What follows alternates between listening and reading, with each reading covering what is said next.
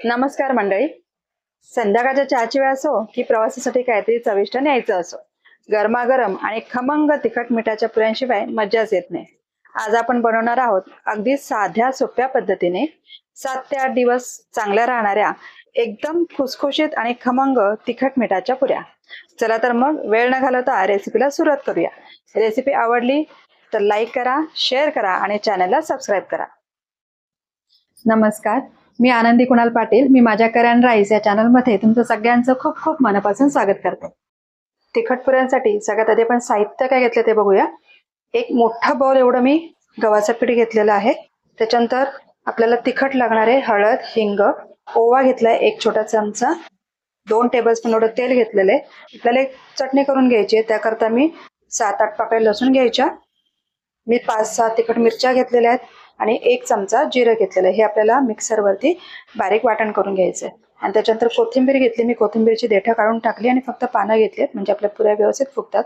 आणि अगदी बारीक चिरून घ्यायचं कोथिंबीर. आता मी सगळ्यात आधी याचं वाटण करून घेते.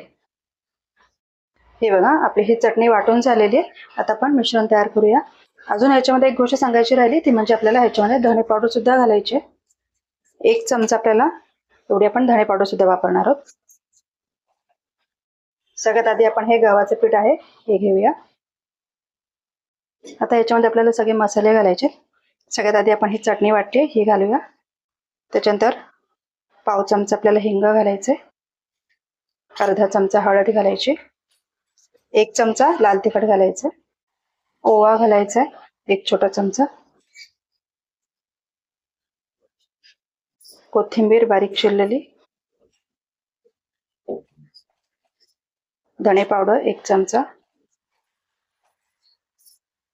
त्याच्यामध्ये तेल घालायचंय, 2 टेबलस्पून एवढं तेल घेतलंय.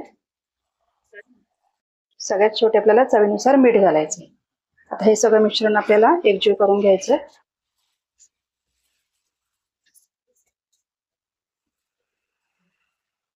मिश्रण सगळं आपलं एकजीव करून झालंय. आता याच्यामध्ये आपण पाणी घालून कणिक आपल्याला घट्ट भिजवून घ्यायचे.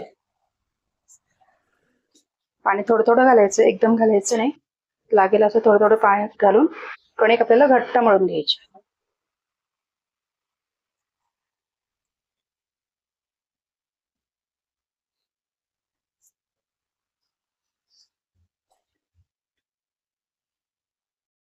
हे बघा, आपली आता ही कणिक मळून झालेली आहे. हे बघा, एवढी घट्ट मी अशी मळलेली आहे. खूप पातळी करायची नाही आणि अगदी खूप कडक सुद्धा करायची नाही. एवढी मऊ करून घेतली. आता याच्यामध्ये थोडंसं आपण तेल घालूया.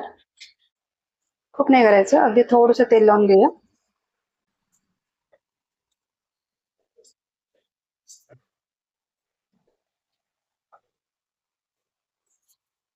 आता जास्त वेळ आपल्याला घालवायचं नाहीये, लगेच आपण ह्याच्या पुऱ्या तळायला घेणार आहोत.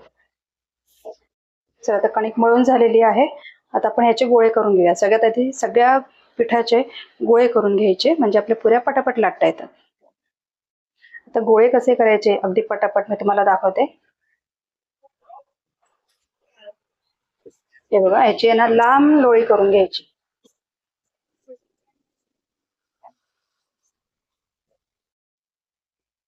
हे बघा, अशी लांब लोळी करून घ्यायची. आता ही आपल्याला आहे ना सुरीने कट करून घ्यायची. जसे तुम्हाला गोळे हवेत त्या अंदाजाने सुरीने कट करून घ्यायची.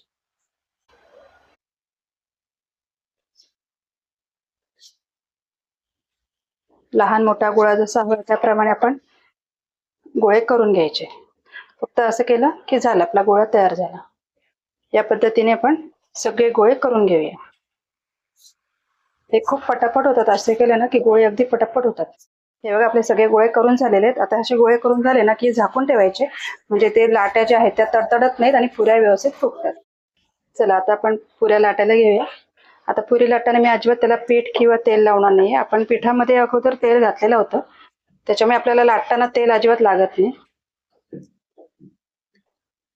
जर तुम्हाला लागलंच तर तुम्ही थोडंसं बाजूला तेल घेऊन लावू शकता. हे बघा, पुरी लाटून झालेली आहे. फार जाड सुद्धा केली नाही, खूप पातळ सुद्धा केली नाही. या पद्धतीने पुऱ्या लाटून घ्यायच्या. चला, अजून एक पुरी लाटूया.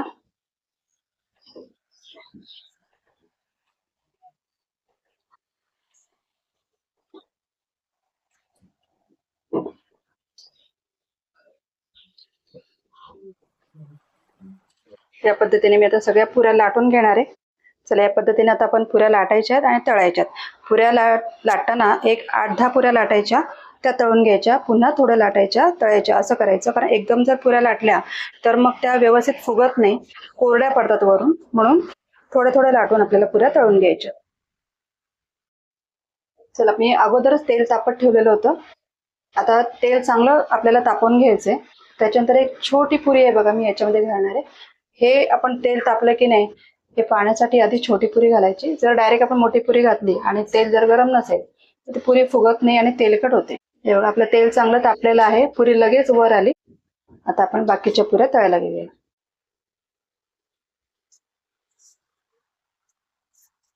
अलगद तिच्यावर असं काढता फिरवायचं झारा. हे बघा, हलकंसं प्रेस करायचं. हे बघा, असं केलं की पुरी छान फुगते. ही एक पद्धत आहे पुरी फुगवायची.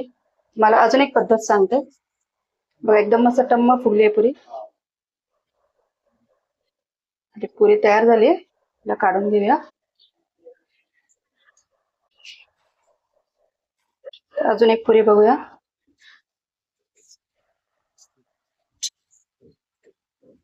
हे बघा, आता या पुरीला मी प्रेस नाही करणार आहे, त्याच्यावर आपल्याला तेल उडवायचं आहे.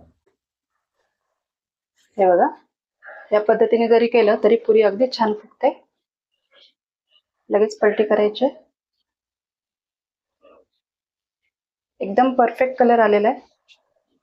या पद्धतीने आपण सगळ्या पुऱ्या तळून घेणार आहोत. तुम्हाला ह्या तिखट मिठाच्या पुऱ्यांची रेसिपी आवडली असेल तर मला कमेंट करून नक्की सांगा. व्हिडिओला लाईक, शेअर करा आणि अशाच नवनवीन रेसिपी पाहण्यासाठी कऱ्यान राईस चॅनलला सबस्क्राईब करा. तोपर्यंत बाय बाय.